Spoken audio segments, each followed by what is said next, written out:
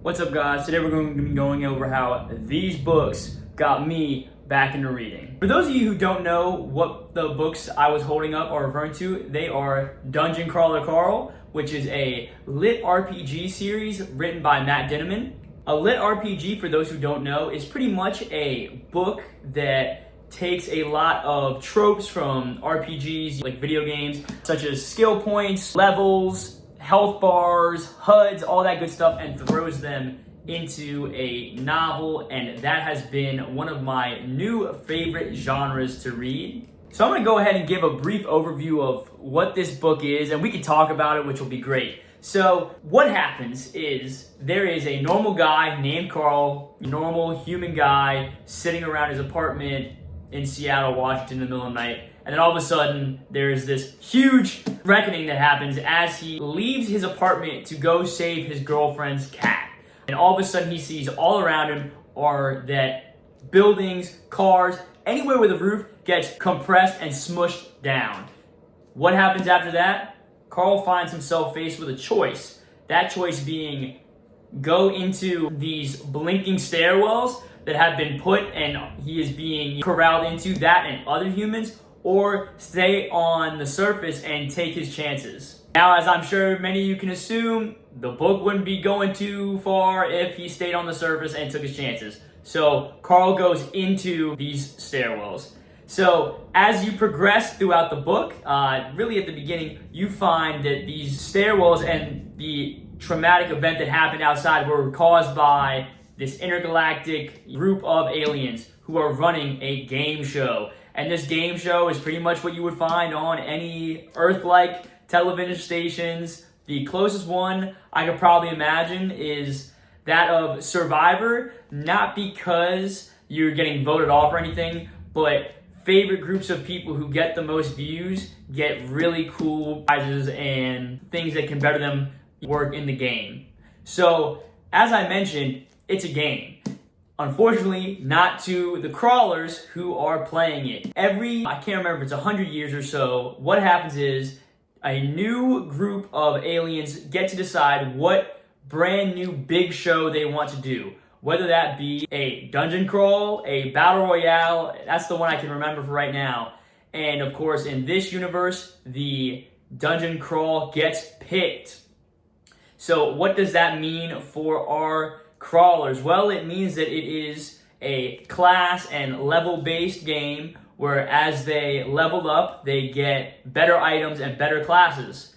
And one of the reasons why this book has stuck with me so well and really encouraged me to keep reading is that it is insanely funny to see the situations that these characters get put in this dungeon. It can also be traumatic, which this book actually does a great job of. It leverages the humor, but as well as what any human being would go through when they get put into this sort of scenario where everybody is dead and you get pushed into a dungeon. I don't know what human would not react that way in either a sense of complete nihilism or a comedic outburst because of how insane this would be. As I mentioned, Carl was outside finding his girlfriend's cat.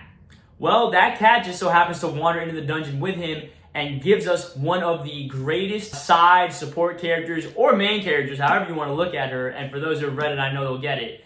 And that is Princess Donut. Princess Donut is one of my favorite characters I have read in fiction, and that is solely because she has the best dialogue. I cannot get over the amount of times she goes on to a page and it just lights it up.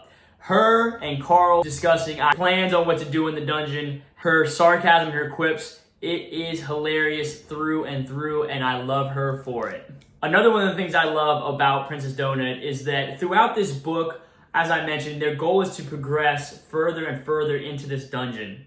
And that's pretty much how they can save humanity, save themselves, and keep progressing and getting better and better, so they can eventually get out of the dungeon. One of my favorite things that happens when they descend these stairwells is that Princess Donut gets to re-roll her class, which gives her new abilities, new spells, and really keeps her character, as well as the book and all the action that comes along with it, really fresh. So I've talked about the characters. Now I'm going to talk about why this book has really kept me reading and really inspired me to read at the end of 2024 is when I picked this book up. So really, the humor, as I mentioned earlier, the characters are phenomenal, and just the ease of read that this book is. You can pick it up, I think it's around 300 pages, and you can zoom through it in a weekend. I think I got through it in 2 or 3 days because of, number one, the page turner element. It kept me reading. I couldn't put it down.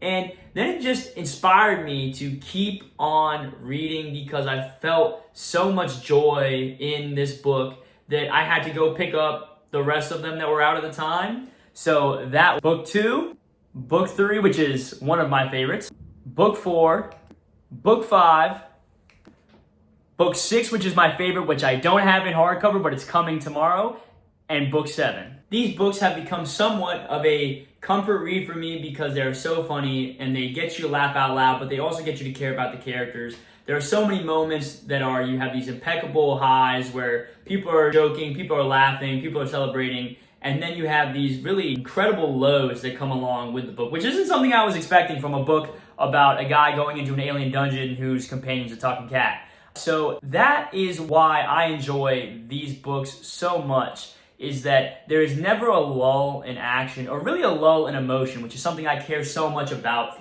in books. It's really how high can they make you feel, and then how low can they shatter your soul. And I think I'll even speak to just the first book. Is if anybody knows about the Rage Demon and Yolanda, you'll know exactly where I'm going with that, and I don't need to say any more. But talk about an incredibly funny moment and then an incredibly heartbreaking moment.